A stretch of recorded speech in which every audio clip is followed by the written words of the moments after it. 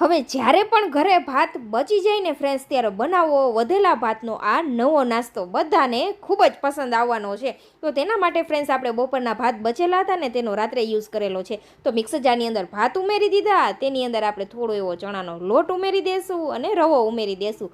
જેટલા ભાત છે તેટલો આપણે ચણાનો લોટ અને રવો બંને મિક્સ કરીને ઉમેરવાનું છે. સાથે તેટલા જ પ્રમાણમાં આપણે દહીં અને પાણી ઉમેરવાનું છે. તો અડધો કપ આપણે દહીં, અડધો કપ પાણી ઉમેરીને આ રીતનું બેટર રેડી કરી લીધું છે. હવે તેમાં હળદર પાવડર ઉમેરી દેવાનો છે, સ્વાદ અનુસાર નમક ઉમેરી દેશું અને થોડા વેજીટેબલ ઉમેરવાના છે, જેમાં આપણે ડુંગળી, ટમેટાં અને સ્વીટકોર્ન લીધા છે, જેને આપણે કાચા દાણા જ ઉમેરેલા છે. હવે ઉમેરી દઈશું ઈનોનું એક પેકેટ અને થોડું એવું પાણી ઉમેરીને આ રીતે ઈનોને એક્ટિવેટ કરીને બધી વસ્તુ સરસ મિક્સ કરી દઈશું. તો આપણું બેટર બનીને રેડી છે. ત્યાં સુધીમાં આપણે સ્ટીમર પણ ગરમ થવા માટે રાખી દીધું અને એક પ્લેટને આપણે તેલથી ગ્રીસ કરીને આ બેટર તેમાં પોર કરી દેવાનું છે. આ રીતે તમે જોઈ શકો છો. અહીંયા ફ્રેન્ડ્સ પસંદ હોય તો આદુ મરચાં લસણની પેસ્ટ સાથે ઉમેરી શકો છો, પણ બાળકો ખાવાના છે એટલે આપણે નથી ઉમેરેલી. હવે ઉપરથી થોડું એવું સરસ મજાનું આપણે લાલ મરચું પાવડર છાંટી દઈશું, જેથી ખૂબ જ સરસ ટેસ્ટી નાસ્તો બનીને તૈયાર થઈને 10 મિનિટ માટે સ્ટીમ કરી લેશું.